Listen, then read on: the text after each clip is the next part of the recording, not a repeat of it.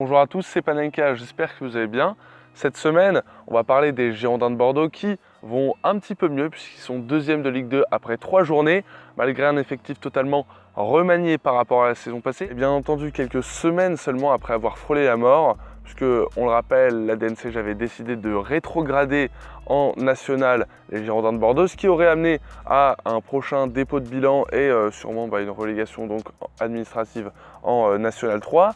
Finalement, les Girondins ont saisi le CNOSF qui a rendu un avis favorable au maintien des Girondins en Ligue 2. Et donc Bordeaux, dans ce climat vraiment d'incertitude, a pu débuter son championnat.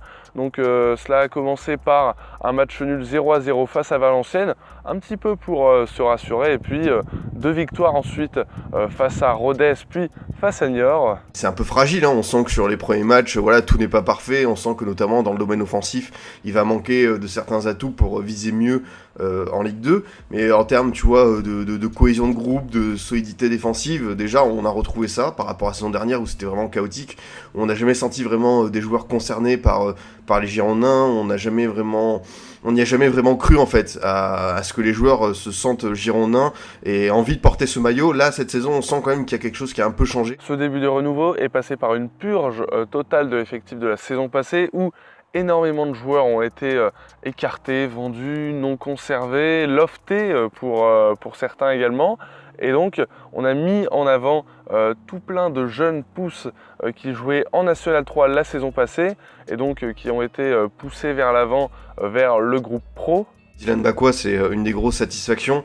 C'est un joueur qu'on aime bien parce que c'est un ailier percutant, c'est quelqu'un qui prend des risques, qui est bon à 1 contre 1, qui a des bonnes aptitudes. En Ligue 1, on l'avait pas beaucoup vu, il n'avait pas eu beaucoup d'opportunités. Mais là, je pense que c'est bien pour lui la Ligue 2 en termes de tremplin. Franchement, c'est un joueur qui peut vraiment décoller cette saison et qui peut profiter justement du fait que les Girondins soient relégués, qu'il y ait de grands changements dans l'effectif. Il a une opportunité à saisir et c'est vrai que pour l'instant, ça se voit que c'est un joueur qui prend ces opportunités-là, donc ça fait plaisir à voir. Ça fait partie de ces joueurs qu'on attendait un petit peu. On voulait savoir si vraiment ça pouvait décoller. Et pour l'instant, c'est vrai que c'est une bonne satisfaction dans le domaine offensif. On a aussi Logan Delorier-Chaubet qui a marqué contre Niort. Lui, c'est un joueur un peu plus particulier parce que c'est un joueur un peu créatif. C'est quelqu'un qui a sorti vraiment une très grosse préparation. Et les premiers pas en Ligue 2 étaient peut-être un peu délicats. On voyait qu'il voulait peut-être trop en faire, qu'il jouait pas assez simple, qu'il se prenait un petit peu la tête, ou même qu'il était pas assez décisif, tout simplement. Et je trouve que c'est bien de la part de David Guillon de ne pas l'avoir sacrifié, de ne pas l'avoir mis sur le banc, d'avoir continué avec lui, parce que c'est vrai que par rapport à sa préparation, il méritait. Et voilà, c'est lui qui marque le but décisif contre Niort. Alors, Delorier-Chaubet, tout ne sera pas parfait, mais au moins, c'est un joueur qui a le mérite de ne pas lâcher, qui a une grosse activité, un bon volume de jeu. Je pense que pour être titulaire toute la saison Ligue 2, ce sera trop juste, mais un joueur qui a un impact en entrant, qui peut faire des différences. Le choix de faire jouer les jeunes a été effectué tout simplement parce qu'il fallait vite reconstruire un effectif et on ne peut pas recruter les joueurs par dizaines. En tout cas, souvent c'est compliqué. Souvent en plus à ce moment-là tu fais des erreurs, mais surtout parce qu'il y avait le contexte économique bordelais qui était très très compliqué. On rappelle qu'à l'heure actuelle la masse salariale est encadrée et comme le destin des Girondins était, on ne savait pas de quoi sera fait demain, et forcément il a fallu se tourner vers des solutions internes et donc David Guillon, l'entraîneur, a été conservé et on a fait confiance aux jeunes joueurs. Et puis bien entendu, des jeunes joueurs, il faut les encadrer, on ne peut pas les laisser, on ne peut pas mettre une équipe entière de U19 sur un terrain, surtout en Ligue 2 dans un championnat qui est quand même assez exigeant où il faut un minimum d'expérience. Alors pour les encadrer, on va avoir bien entendu des recrues, les Johan Barbet, les Vitalen Simba qui sont prêts à signer, mais pour cela il faut encore des départs du côté des Girondins.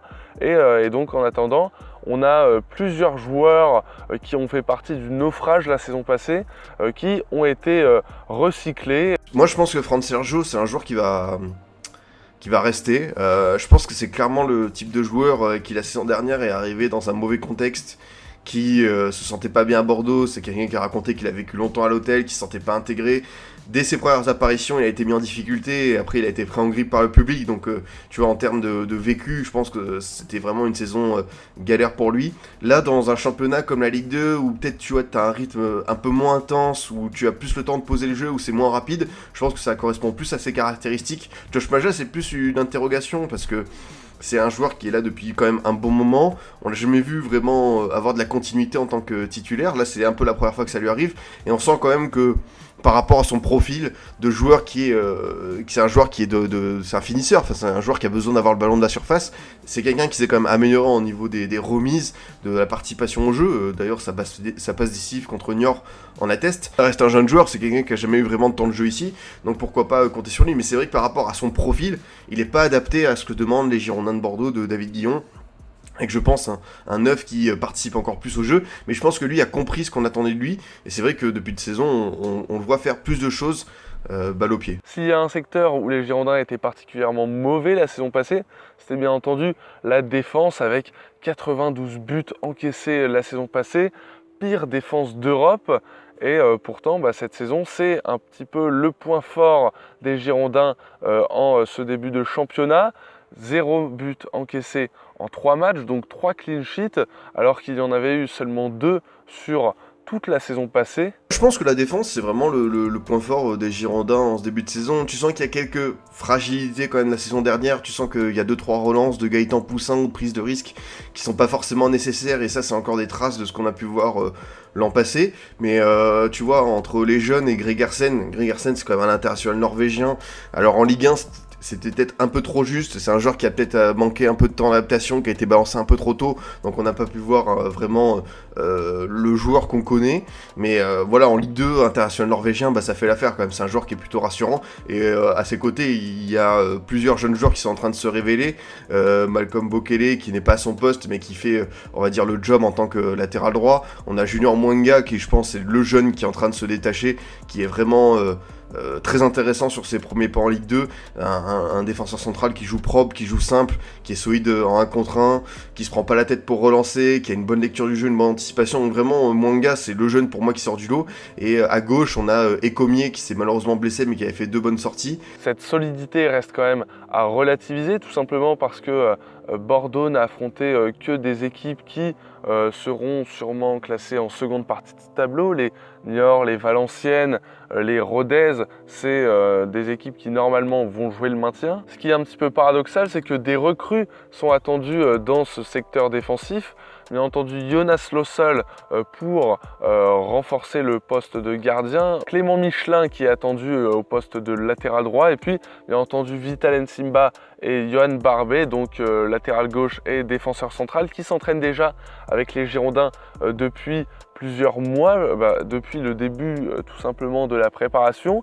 Cependant, il faudra faire attention à ne pas tout bousculer. Alors forcément, ça va être une bonne chose ces arrivées pour avoir un banc plus étoffé, pour avoir plus d'expérience, des joueurs sûrement qui ont plus de qualité. Faut pas non plus tout bousculer. Par exemple, Mwanga, c'est clairement le genre de joueur qui là est en train d'exploser, donc faut pas brusquer son ascension. Donc il faudra voir comment on va gérer ça. Est-ce que Guillon sera tenté de repasser à une défense à 3 pour faire Mwanga, Barbet, Gregersen peut-être, à voir, et avoir du coup des pistons assez offensifs, parce que Nsimba et Michelin, en termes de profil, c'est quand même des joueurs qui se dépensent beaucoup, qui font pas mal d'allers-retours, qui ont un apport offensif, donc peut-être ça peut être la solution.